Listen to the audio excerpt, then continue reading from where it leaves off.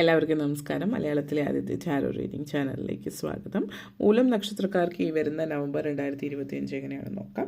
അതിലേക്ക് കടക്കുന്നതിന് മുമ്പ് പ്രൈവറ്റ് കൺസൾട്ടേഷന് താല്പര്യമുണ്ടെങ്കിൽ ഡീറ്റെയിൽസ് ആയി ഡിസ്ക്രിപ്ഷനിലുണ്ട്, നോക്കാവുന്നതാണ്. നമുക്ക് റീഡിങ്സിലേക്ക് കടക്കാം. മൂലം നക്ഷത്രക്കാർക്ക് ഈ വരുന്ന നവംബർ 2025 എങ്ങനെയാണ് എന്ന് നമുക്ക് നോക്കാം.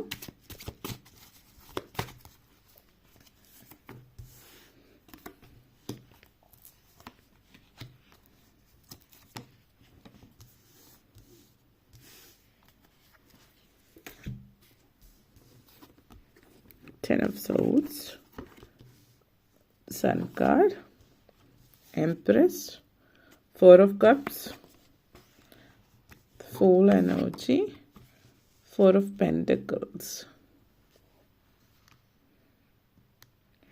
ആദ്യം തന്നെ 10 ഓഫ് സോഡ്സ് എനർജി കണക്ഷൻസ് ആണ്. ഈ ഒരു മാസം തുടങ്ങുന്നത് തന്നെ നിങ്ങൾ വളരെ പ്രധാനപ്പെട്ട തീരുമാനങ്ങൾ എടുത്തുകൊണ്ടും അതേപോലെ ഒത്തിരി നാളായിട്ട് ജീവിതത്തിൽ നിന്ന് മാറ്റി നിർത്താനോ മാറ്റിക്കളയാനോ ആഗ്രഹിച്ച കാര്യം നിങ്ങളുടെ ജീവിതത്തിൽ നിന്നെടുത്ത് മാറ്റിക്കൊണ്ടായിരിക്കും.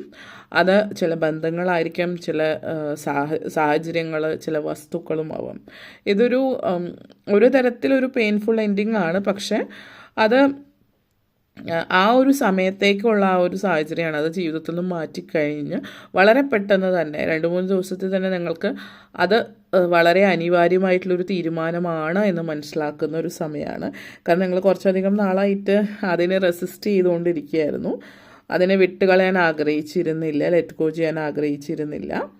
പക്ഷെ നിങ്ങളെ സംബന്ധിച്ചിടത്തോളം നിങ്ങൾ ഇപ്പോൾ അതിനെ വിട്ടുകളയാണ് ചെയ്യുന്നത്.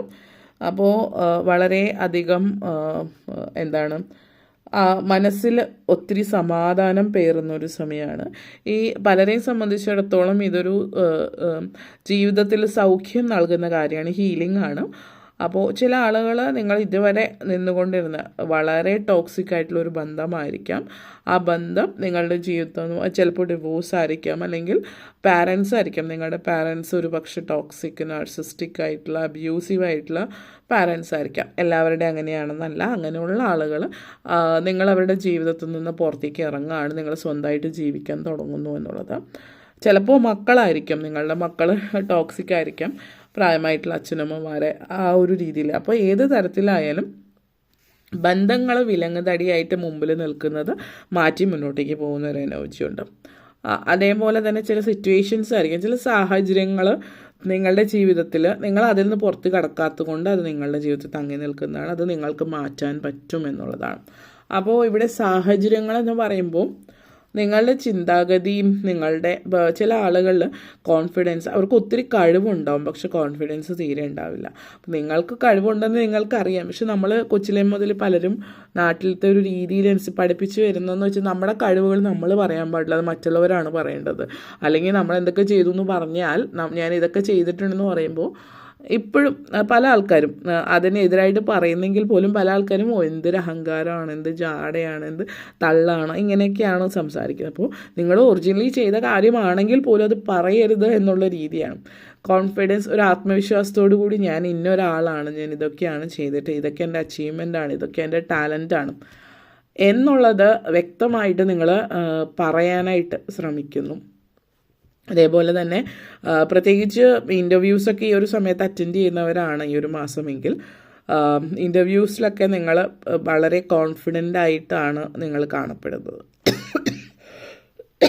വളരെയധികം ആത്മവിശ്വാസത്തോട് കൂടിയിട്ട് നിങ്ങളുടെ കഴിവുകൾ എന്തൊക്കെയാണ്, നിങ്ങളുടെ സ്കിൽസൊക്കെ പറയുന്ന ഒരു സാഹചര്യമാണ്. അപ്പോൾ അതുകൊണ്ട് തന്നെ ഈ ഒരു മാസം ഇൻ്റർവ്യൂസൊക്കെ ഉള്ളവരാണെങ്കിൽ ജോലി കിട്ടാനുള്ള സാധ്യത വളരെ കുറവാണ്. അതേപോലെ തന്നെ ഈ ഒരു സമയത്ത് നിങ്ങൾ ആപ്ലിക്കേഷൻ അയക്കുന്നുണ്ടെങ്കിലും, കാരണം വളരെ നല്ല രീതിയിൽ അപ്ലൈ ചെയ്യുന്ന, വളരെ കോൺഫിഡൻ്റ് ആയിട്ട് കാര്യങ്ങളൊക്കെ ചെയ്യുന്ന ഒരു രീതിയാണ് കാണുന്നത്. അപ്പോൾ അത് നിങ്ങളെ ഒത്തിരിയധികം ഈ ഒരു സമയം, ഈ ഒരു മാസം പുതിയ ജോലിക്ക് അപ്ലൈ ചെയ്ത് കഴിഞ്ഞാൽ ഇനി വരുന്ന മാസങ്ങളിലാണെങ്കിലും നല്ല ജോലിയിലേക്ക് കയറാം. ഇതേപോലത്തെ ഒരു സിറ്റുവേഷനാണ് കാണിക്കുന്നത്.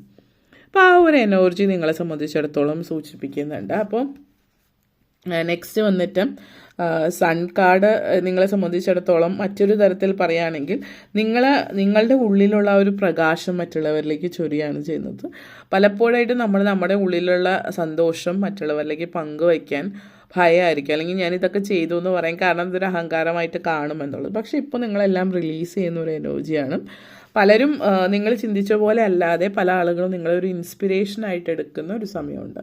കാരണം ചില ആളുകൾക്ക് ഒരു ഇൻസ്പിറേഷൻ ആവശ്യമുണ്ട്. അവർ ചില മനസ്സിൽ അത് ഇതേപോലെ ചെയ്യണം എന്ന് ആഗ്രഹിക്കുന്ന ആളുകൾ നിങ്ങളോട് വന്ന് ചോദിക്കാണ്ട് ഇത് എങ്ങനെയാണ് ചെയ്യുന്നത്, എങ്ങനെയാണ് ലൈഫിൽ ഇതിൽ മുന്നോട്ടേക്ക് പോകേണ്ടത്, ലൈഫ് എങ്ങനെ ജീവിതത്തിൽ നിങ്ങൾ എന്തൊക്കെ നേടിയത് എങ്ങനെയാണെന്നൊക്കെ എക്സ്പ്രസ് ചെയ്യാനുള്ളൊരു ഫീലിംഗ്. അപ്പോൾ ആ ഒരു എനർജി ഇവിടെ കാണിക്കുന്നുണ്ട്.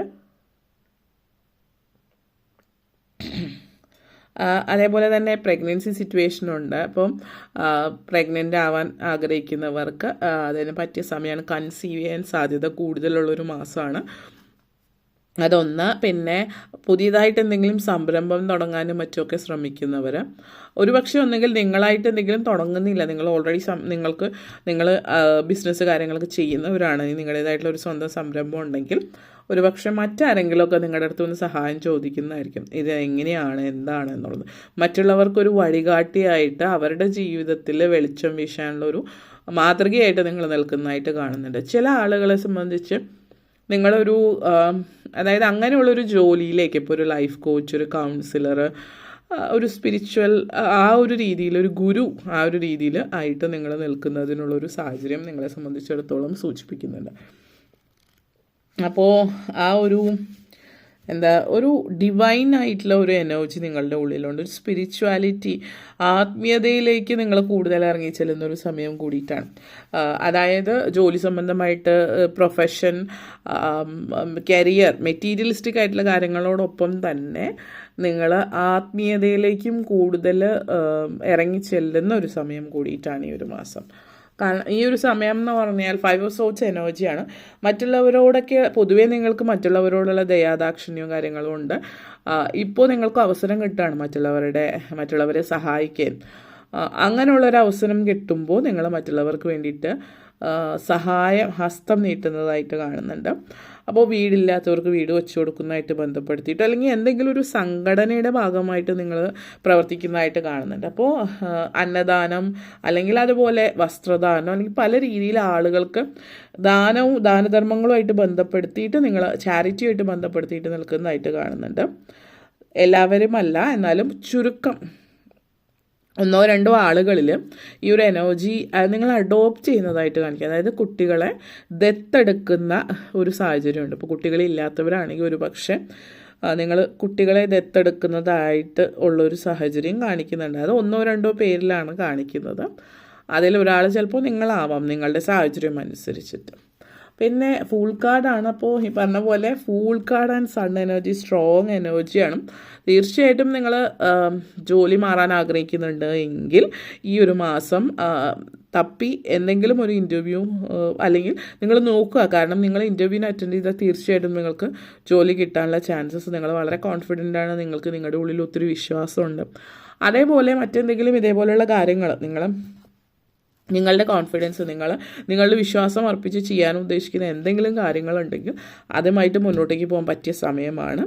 വിദ്യാർത്ഥികളെ സംബന്ധിച്ചിടത്തോളം എക്സാംസിലൊക്കെ സാധ്യത കൂടുതലാണ്, കോമ്പറ്റേറ്റീവ് എക്സാംസ് കാര്യങ്ങൾ.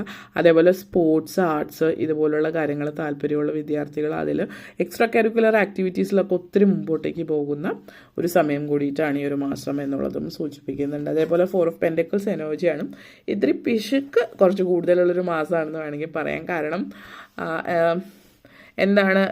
പൊതുവേ നിങ്ങൾ എല്ലാ ആളുകളോടൊക്കെ ദയാദാക്ഷിണ്യം കൂടുതലുള്ളതും മറ്റുള്ളവരുടെ സങ്കടങ്ങൾ കാണുമ്പോൾ അവർക്ക് വേണ്ടിയിട്ട് ചിലവാക്കുകയൊക്കെ ചെയ്യുന്നുണ്ട്.